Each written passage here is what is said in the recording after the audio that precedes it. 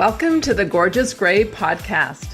I am Nicole Scott, your host, registered holistic nutritionist, rest mindset coach, author of the Gorgeous Gray movement, and the co-creator of the Menopause Reset program. In this podcast, we have real conversations about aging as a woman and all the pressure and uncertainty we feel as we head into menopause and beyond. Let's face it, aging is not an easy conversation to have, but I say it's time to talk about the messy middle and offer hope when we feel like giving up on ourselves.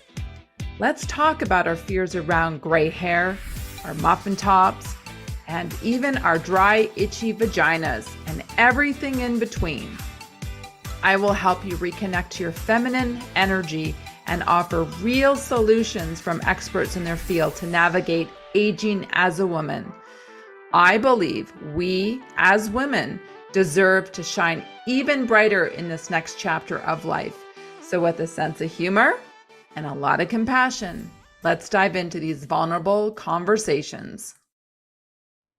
Hello and welcome, gorgeous women, to the next episode in the podcast, The Gorgeous Gray. I'm so excited for our guest speaker, Dr. Shamala. Thank you and welcome to the show. Nicole, it is my pleasure. Thank you. So kind of have a little bit of a girl crush on her, ladies. I'm not going to lie. You guys know I'm goo goo gaga when it comes to silver hair and women embracing it. And this episode, we're going to dive into a few things here.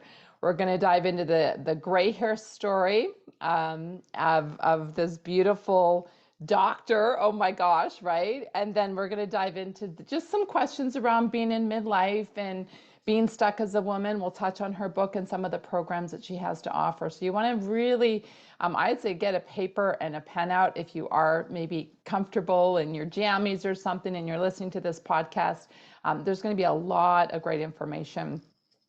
In regards to her background, she runs one of the largest virtual mental health coaching, I'm going to say, offerings that is available, which is incredible. I was just on her website and just like geeking out of all the beautiful stuff that she offers for individuals, for couples.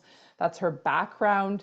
I love the fact that you did a whole pivot. And I'm going to say maybe it was a pandemic pivot, which you were an ex-therapist, and then you just did a huge 360 and put yourself out there to the world in such a vulnerable way of like sharing all of, you know, your heart and your knowledge. And I'm just so excited that we can kind of dive in a little bit about that story. So maybe you can just touch base too on the diversity of what you do, because you do a lot of stuff. So I'll let you just dive in and talk a little bit about what you do, and then we'll jump into the gray hair journey. Sure, that sounds great. Yeah, so background, I started practicing as a psychotherapist almost 2 decades ago, so about 18 years now. And during my practice, I specialized in couple and family therapy. So my doctoral degree is actually in couple and family work, and started out in nonprofit, began my private practice when my daughter was just over a year old. I can't believe it. She's 13 now. Wow. Yeah. And as a solopreneur, and I did a lot of speaking during those early years of motherhood. I did a lot of speaking around emotional intelligence, became the topic that I was asked to speak on over and over again. And that really, this was before social media was a thing, right? Like I wasn't, I wasn't marketing online. I was, being invited to do these talks, and I would, do these talks on emotional intelligence. And I'd come back to my office, the following week and be inundated with requests for support, for therapy. And so my private practice grew very quickly and completely organically. So this whole online business thing, it's a bit new to me still. I still feel like a fish out of water, right? And so things grew very, very quickly to the point where I could no longer say yes to all of the requests for therapy coming through. I began to grow a clinical team and began to train clinicians in licensing. So I retired from my private psychotherapy practice in 2021. So February of 2021, I retired, continued to support my team. And of course, as you know, in 2020, everything changed and we switched to a completely virtual practice. And we've never turned back. So we've remained a virtual practice. We have a team of anywhere between, at any point, we could have anywhere between 6 to 10 clinicians, depending on how many clinicians I'm training and, that sort of thing. And we deliver individual, couple, and family therapy virtually across Canada. So I don't personally deliver treatment any longer. I supervise the caseloads of my clinic. And during that time, it was about 2019 that I began coaching. And then, as we all know, 2020, everything shut down, everything shifted. And this all intersects with my gray hair journey began in 2020, as perhaps many women, right? Yeah. And that's when I really launched the EQ Code, which is my coaching company. And I'm sure we'll talk about it. It's a beautiful blend of emotional intelligence and human design. So beautiful. We will so dive into that. I'm so fascinated with this area. A lot of my women know that I have been going deep for many years and finding different modalities to just keep on helping remove the layers, right? Remove the trauma, rewire. And I believe it never ends. I believe it's something that we need to just keep on working on. But we can dive into that. But let's say touch base on your gray hair. It's beautiful. So you have or still have some very dark hair. And that was me. My eyebrows, which are very dark, matched my hair. Now my eyebrows do not match my hair because my hair is coming gray. What was it a hard decision for you? Like, what was that? Because I know for most women, when we even just start thinking about it, we get a little nervous, we have doubts, we're like, what are we going to look like? What was that for you? Yeah. So can I take you right back? Yeah, take us Okay. right back to the gray. Okay. Yeah. So I have premature graying in my family. So I'm 45, almost 46 now, but I found my first gray hair probably in high school, like Okay. 15, 16 Mm-hmm. is when I actually started graying. And my mom started graying really young as well. And she's fully white now and South Asian. And, I think it's pretty common in the South Asian community to go fully white. Like you'll see many older South Asian women to be completely white. I believe we start graying pretty early. And we also color our hair immediately as soon as the grays show. And so my mom always colored her hair. Right. Never saw the grays really come in. And so I didn't give it a second thought in high school. I went to Shoppers Drug Mart, like our local drugstore, and bought a box of probably the worst thing ever, black hair dye. Yeah. Yeah. And started coloring and never looked back, like never, ever looked back. And I went through all sorts of different highlights and this and that and all the things. And probably at some point, I think I was about 39 or 40, like right at the end of my 30s, I thought to myself, I wonder what it would be like to just let it go, right? Like let the gray come in. What would it be like? And after I had my daughter, they just take on a life of their own. I don't know what happened, but it was like exponential, right? I was getting more and more and more. And my gray is really around my face. A lot of it is, kind of right around here. And so it was a constant. I was chasing the roots every 2 weeks at home, trying to cover up the gray. And I was doing some media work then, I was on TV. And it's not acceptable. Yeah. Right at that time, it was not acceptable to be gray. But at any rate, kind of end of my 30s, I thought, what if I did it? And the show that I was on during that time only filmed in the summer, and we were in off season, and I thought, I'm going to do it. I'm going to let it come in. Yeah. Well, I tried, and probably for about 4 weeks, 6 weeks. And I received a comment from a woman at the gym that my hair was aging me. Yeah. I received, a comment. My daughter was really little then. And she said to me, "Oh gosh, mommy, you look like you're going to die because of the gray." And I said, what makes you say that? "Well, you're going gray. Does that mean you're going to die?" And then I got a phone call to rejoin the show for another season. I thought I pulled out the black hair dye and colored it all again. Yeah. So that was my first attempt. And I truly wasn't ready. I wasn't ready to step fully into what that meant. Yeah. And the truth is, Nicole, I had no idea what a big decision it was. So then the pandemic hit. Yeah. 2020. And, this is now, it's been almost 3 years for me. So this was 2.5 years ago. So I would have been, 42, 43. And it was just one day I was getting ready for work, which meant being online. Yeah. And I was still doing quite a bit of TV during the pandemic because I was on the news almost monthly talking about mental health. Yeah. So I knew I could be called at any day for a news interview because these things happen. You don't get any notice. It's like, "Can you appear tonight?" Yes or no. Don't have time to color my hair.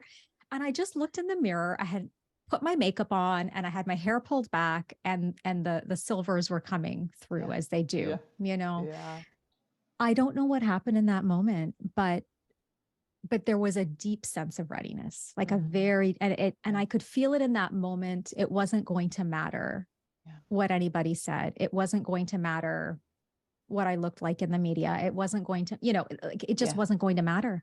It just wasn't.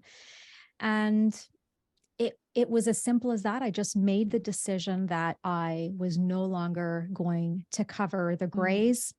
I was already sort of in the public eye. So I made an announcement on social media. I haven't let myself go. I'm just letting myself be. This is what's happening. The grays are coming in and you're going to see it unfold. I love it. I love it. And you said something that just gave me goosebumps, which is, I'm just going to let it be. And I think that's the work that you do for women as well, right? Allowing them to find that place of just being their true authentic self, right? And you go deep. That's beautiful. I love your story. Thank you for sharing, and thank you for being a role model for so many women that do look to women in the media to watch the move. What are they doing? Is it accepted? And there's very few. The pandemic definitely has helped. But we still have a long ways to go. But there is definitely a movement. It's a beautiful movement. I'm seeing more and more women in the grocery stores when I go out, that it doesn't seem to be as uncommon as it used to be. So it's beautiful to see. I always encourage women in my group, when they see another woman that is in the process, go give them a hug, compliment them, be a cheerleader. Because they might have had a really hard day, or like you said, that comment that can really take you out at the knees, right? If we choose the words in a meaningful way. So I get that. So thank you for sharing. Anything else you want to share on? So you're what, about 1.5 years in at this point? It looks like you've got highlights. Well, so May 2020. So, Okay, 2.5. Yeah. So yeah, my transition was, I was very dark. My hair was very, very dark. So I let it grow out for a little bit. I can't remember, a few months maybe. Yeah. And then I started to get some of the black. It wasn't black at that point. It was dark brown color, right? Okay. Stripped out little by little. I got it stripped out and stripped out and stripped out. My hair grows very quickly. So now this is my salt and pepper. Yeah. Finally. It's beautiful. And I know, I'm sure women would look at it and go, I'd pay big bucks to have a look like that. And that any hairdresser would not be able to duplicate what Mother Nature has created for you. So that's awesome. you. No, and it's part of your brand too now, isn't it? Right? It's funny how Very it unique. became that, right? Like it's an amazing thing. Like I often say now, it started with a decision about my hair, but then it became about so much more, right? Like for me, it was like coming home to myself. Yeah. And I think the conversations that I often have with my clients, it's all about coming home to ourselves. Like the work that I do in the world is about, walking a woman back to Yeah. herself, really. Mhm. Um, and this was a big catalyst for me, right? The hair, Yeah. and that piece around, I think the perception is that when a woman lets herself go gray, she's let herself go. Mhm. Somehow she doesn't Yeah. take care or pride in her appearance. Yeah. Um, and that's really not it, Mhm. right? It's such a Yeah. radical step of self-acceptance, Mhm. like the level of self-acceptance that I have experienced um, is what's so profound, Mhm. you know? Yeah. And I don't think most women know that or understand it, and you have to go through it. I think I've interviewed over 100 women of the transition or going through it, and it's a very common theme of like I never realized it was such a bigger deal than it that I thought it was. And I think it's beautiful for a woman to kind of experience that on her own level of emotional change and acceptance. So let's transition a little bit to this midlife woman that is listening, that they're like, okay, maybe I'm not ready for gray. Maybe I am. Inspired by the story, but not sure what my next move is. But feeling very stuck, feeling very stuck. Body's changing, hormones are changing. Maybe the period's going away or it's fully gone away. Maybe the sex drive is, non existent. Work's not going great. Relationships maybe stressed. And this woman is going, what could be my next move? I don't even know where to start. And I know it's overwhelming, especially when a woman does not feel good in her body. They don't know what the next move is. Is it physical? Is it emotional? Is it spiritual? I'd love to get your expertise as a doctor of what you do when a woman comes to you and they are stuck.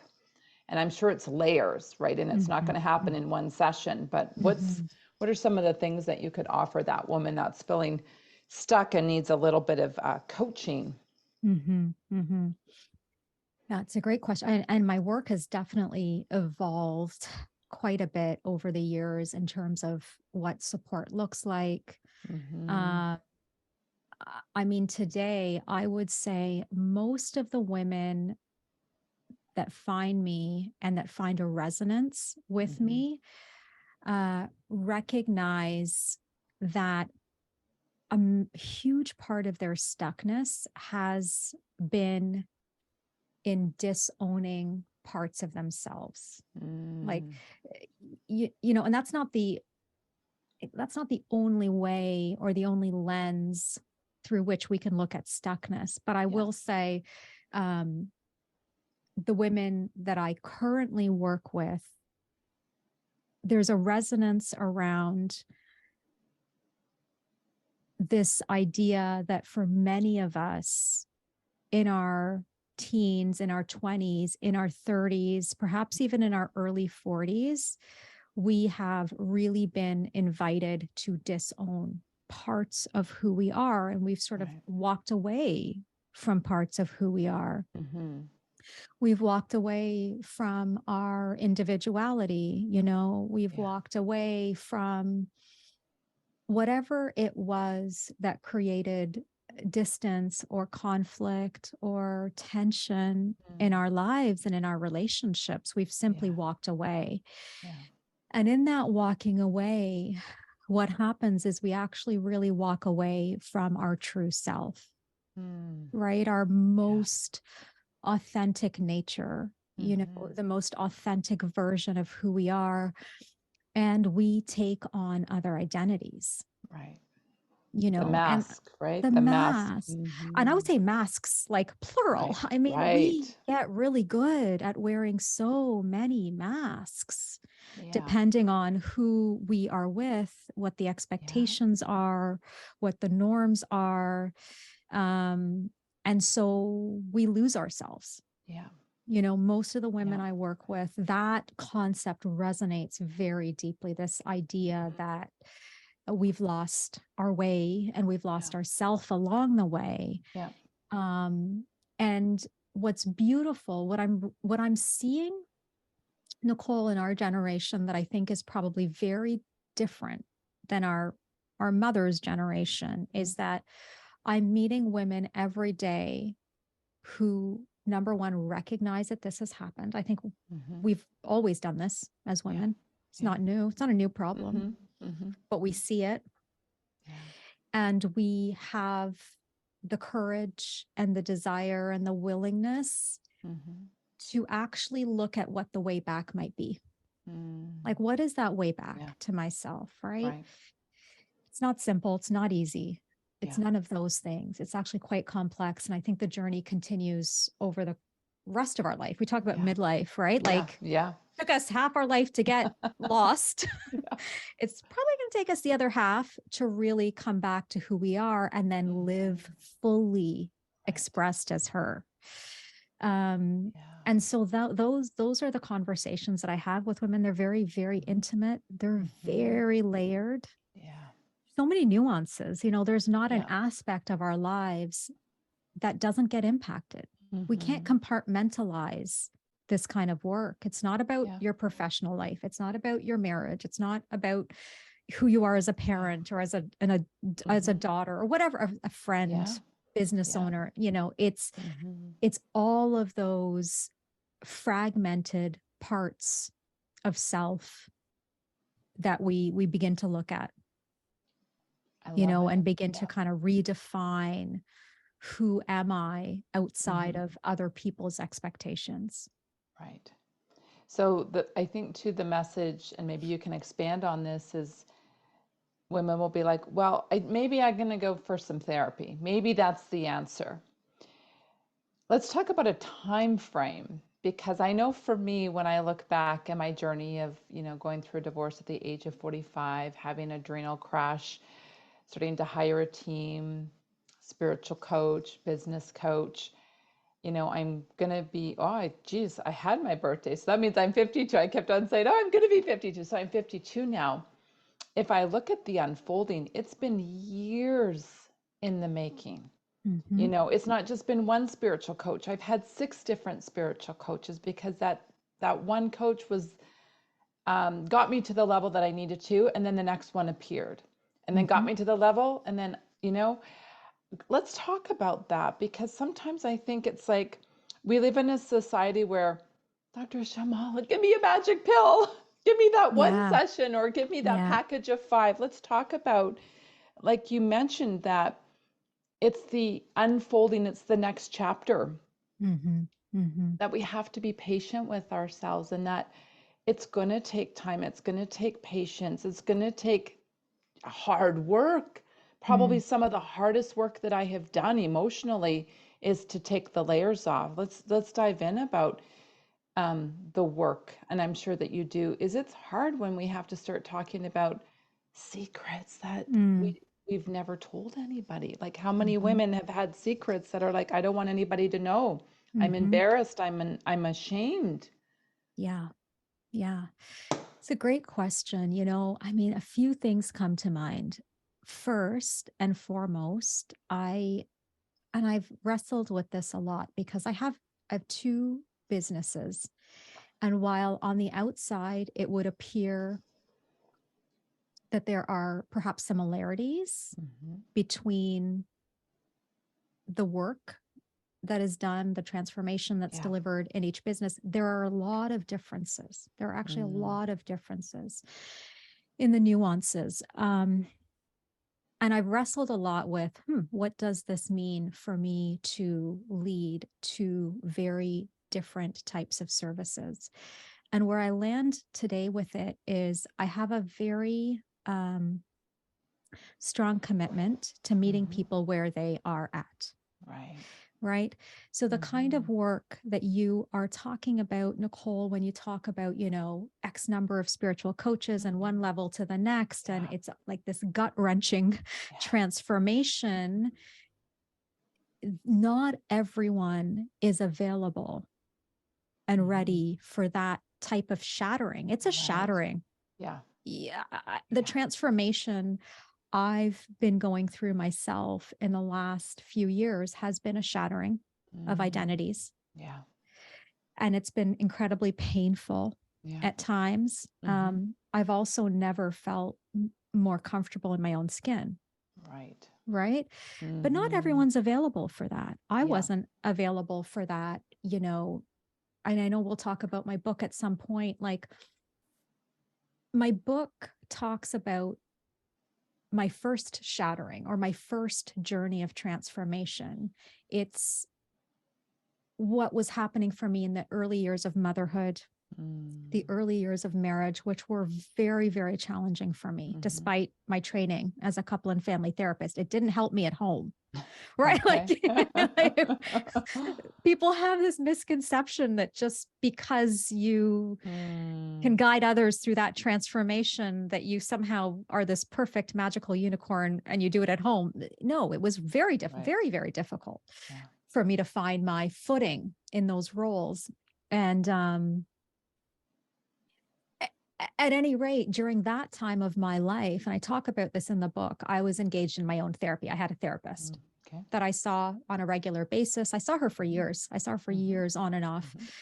And that was the type of healing that I was available for at that time. And it served me very well, right? It brought me to where I needed to get to. And therapy has a certain kind of context and structure to it that sort of allows people to go at a slower pace.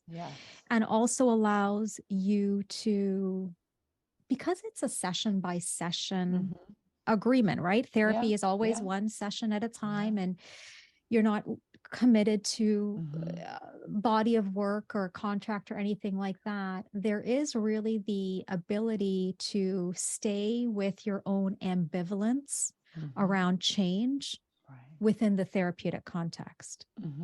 And that's Kiru Psychotherapy Clinic is a psychotherapy clinic. That's what we deliver there. And it's amazing. I'm proud of it because there are many, many people that's what they're available and ready for. Over on the EQ code side, it's much more intensive. And I think it was just the natural evolution of where I was professionally. I was looking for more intimate, intensive work with people. Yeah, I get that. You know, so it's different. It's a different kind of journey. And so the work, I'm not going to say it's deeper because we still do a lot of trauma work at the psychotherapy, you know, but it's different. It's for the person who is ready for the shattering, you know, who's actually signing up for the shattering. And a very small percent of the population will ever do that work. Most will never. Right? Most will never engage in that kind of work, and that's okay.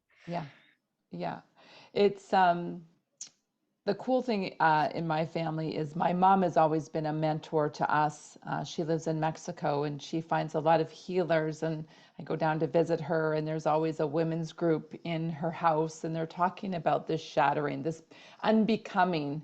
She met an author from Canada, and it was unbecoming. And so they have this, and it's so beautiful to find these souls, these women that are ready to do the shadow work, the shattering.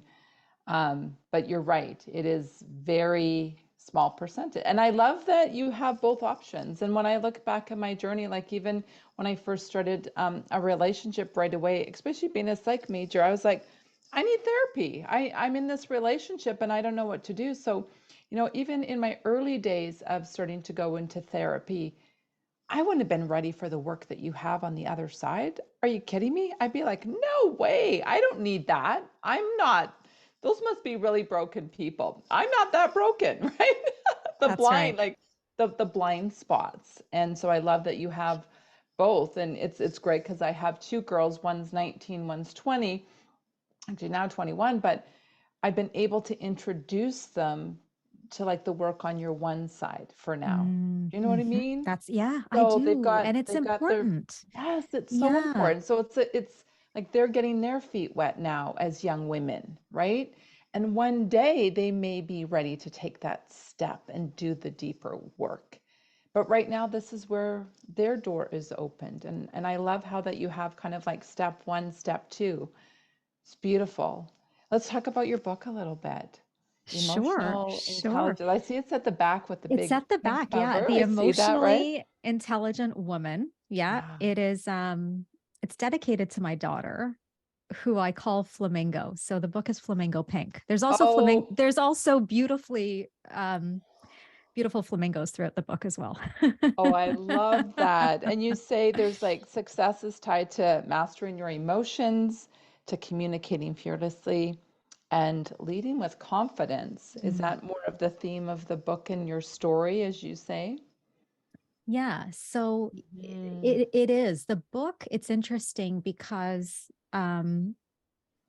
within the EQ code, which is the coaching company, we now fully integrate emotional intelligence and mm, human design. yeah. But when I started that company, I started it by developing an emotional intelligence curriculum. Okay. So a video curriculum with a workbook. And it was based on three pillars of emotional intelligence. So the first one is Mm, really learning how to identify, understand, and work with your emotions rather right. than suppress, ignore, Mhm. those kinds of Yeah. things. The second pillar is all around how to communicate assertively, how to Mm, have difficult yeah. conversations, right? How to say the things Mhm. maybe that we've never said and that we really need to say Yeah. to people. And then the third pillar is all around how to navigate your relationships, how to build Mm, a secure attachment style, yeah.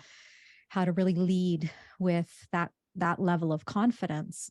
And so it Mm, started out as a curriculum, and okay. that's what's still taught in one of my programs. It's still the Okay. foundation and backbone of one of my programs. And then I partnered with a publishing team to take the curriculum and the video curriculum and make it into Mhm. a book. Oh, So that's what okay. it's based on. So it is based on the curriculum that's found inside my 1 year mastermind, which is called the Power Portal. I It's not the saw that. entire curriculum. Yeah, it's not the Yeah. entire Yeah. curriculum. It's the nuts and bolts of it, Right. right? And so that's how that book was written. So people can work with you for an entire year It's a inside your group private. program. Yeah. hmm So hmm beautiful. What excites you the most about that program?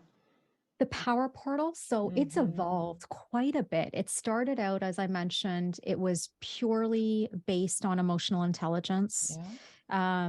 The curriculum was based on emotional intelligence, the coaching calls, the support, the guidance, all of that. It was purely based on emotional intelligence. And then when I became trained in human design, Mhm. I integrated human design into that program. I think one of the things I love about the program is that it's a very small, tight knit community of women. And some of the women have been in the program since it started. So a lot of women just Mm, renew. They okay. stay in Yeah. it in the Yeah. community. And some of them have been with me through that transition. They've watched it unfold, right? They Yeah. watched Yeah. me bring in human design, and Hmm. now we integrate their actual human Yeah. design, their unique Hmm. blueprint into the coaching. So we have the opportunity to go much deeper in our Mm, work. And the group is incredibly supportive. So it's the only offer that's only for women. That's the one offer that is exclusively for women. It's a private group for women, and they're really quite supportive of one another. And they learn from each other, and they learn through each other. And they've gone through, yeah. new relationships and separations and divorce and Yeah. career changes and all of Yeah. those sorts of things together. Mm, And so the truth is most of the women in there have been in there longer than a year, but right. it's a 1 year container. And how satisfying is it to watch these women transform in front of your eyes? It's amazing. It's amazing. And I don't think many people really understand what happens inside of a community. There's Hmm. something that happens inside of a community program that I can't deliver one to one. Yeah. It's different, right? I Yeah. deliver private private offers too. Yeah. And there's a different level of intimacy that happens in private offerings, but Yeah. there's something really beautiful that happens when there's a community supporting. Yeah. Yeah, it's beautiful. We uh, we run a menopause reset program with women, and it focuses on the weight loss that happens for a lot of women in menopause. As we say, what we could get away with in our 20s, 30s, and 40s catches up in our 50s. So we just have to reset, do a little shifting. But you're right, it is quite magical to see the camaraderie and the cheering and the conversations that are happening on the side that I would never be able to do on my one-on-one coaching with women. So it's wonderful, this group coaching. If a gift from the pandemic has brought us together where we can connect with more women around the world, I think that is Mhm. definitely a special gift. As we wrap up this interview, any last message to that woman who wants to shift into the next chapter, Mhm. looking for that like next move? What would you say to her? Yeah, it's a great question. For me, I think I've shifted, um, really shifted away from kind of shorter term, quick fix solutions. So for me at this stage, I would say, um, you know, I think to really become aligned with our authentic nature, the truest version of who we are, um, it means really taking a look at the identities that no longer serve you. Who Hmm. have you become Yeah. that you didn't really plan to become, right? Like we don't Hmm. plan to sort of lose ourselves and then find ourselves again in Yeah. midlife. And yet it's happening at a pretty alarming rate, I would Hmm. say, with women. Yeah. And so I think it's really just recognizing the depth Yeah. of the journey, the depth of the work. Um, Not necessarily a feel good message, but I think it's important to educate women that the work it's not easy, Hmm. but well worth it, but not Well easy. worth it. Well worth it, Absolutely, but right? not easy. Yeah. Not easy, but worth it. Hmm. Where can the women go to maybe book a session with you or follow you on Instagram? What is the best channels for you, for our women to really dive in and see who you are? Yeah. I really like it when women spend a little bit of time um on my platforms to get to know me Yeah, before booking a session or yeah, before jumping in. And so yeah. some of the best ways are I have a podcast Hmm. called Success by Design. It's Hmm. that blend of emotional intelligence and human design. And Instagram. Instagram is probably the place where I am the most often present. I am the most candid, especially in Instagram stories. I share the day to day, behind the scenes journey of my own deconditioning, my own Hmm. shattering and finding my way back to myself. And my handle is I am dot Dr. Sham. I'm sure you'll link it up. We will totally link it up. Mhm, mhm. Thank you for that. And we will definitely put all of your information in there to go to her website and take a look at her two sides of her business, right? The psychotherapy part of it, as well as I would say more of the advanced work through your programs and one-on-one. Thank you so much for this beautiful conversation. I am so grateful for your wisdom and so glad that I've connected to you on social media. Found her on Instagram, ladies. That's such a beautiful channel to find some influencers and people that are up to some good stuff, putting their light out to the world. So, what a beautiful gift. Thank you so much for joining us today. Thank you. I want to say thank you for listening to today's episode.